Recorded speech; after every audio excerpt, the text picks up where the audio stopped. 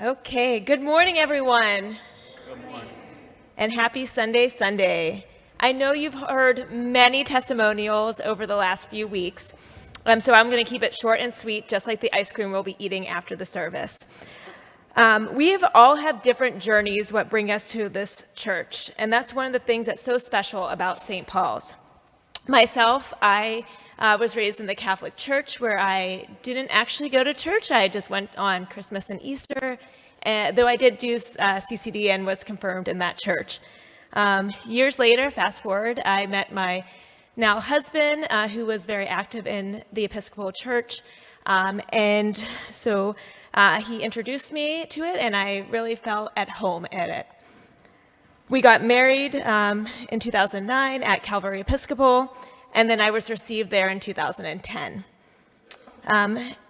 We then started having children, and we said, hey, we need a home for our family. I wanted a home that, even though I didn't grow up in the church, I wanted my children to be raised and grow up in a church.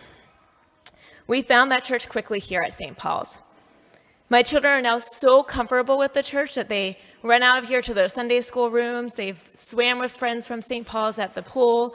They actually would fight over the communion when we had them in the little plastic containers on who got that extra one. But more, why am I talking today? Our stewardship campaign this year is, as you probably already know, is Renew and Connect. The past 2 years have been dark. You know, there's been times that people have been able to connect through Zoom Sunday school or Zoom Bible studies. That, for me, that wasn't really my thing, though luckily as a nurse practitioner, I felt at home and felt God's love by the wonderful emails I would get from Kat. She reached out to me regularly, being a healthcare worker. But now as things started to open up, I was introduced to, there was this new thing called a safety greeter. I was like, whoa, I love safety about healthcare because that's what I do, and I was an usher prior to the pandemic, so I was like, sign me up. I actually remember telling Noah, I was like, you're not going to get rid of me now. I love this. But now we call it a greeter, and you still see me greeting at this service normally. So it's great to talk to you guys today instead of just saying, hi, good morning, here's your pamphlet. I've also been privileged to be asked to join the vestry in the Children and Youth Commission, which is what brought me to church here. So it was very fitting to join that. But as a member of the vestry, I know that our pledges are really important so we can plan 2023. I personally am so excited to be renewing my personal and spiritual connections with this church. I can't wait for the Christmas pageant and getting back to all the activities that I know Noah mentioned today and many more. I look forward to seeing my children grow up in this church and seeing the people that they become because of being members of this church.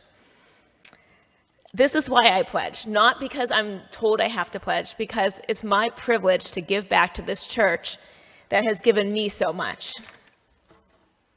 Remember, there's no too small or too large of pledge. There are many easy ways to pay, as Noah mentioned earlier, so please consider pledging today if you haven't done so already.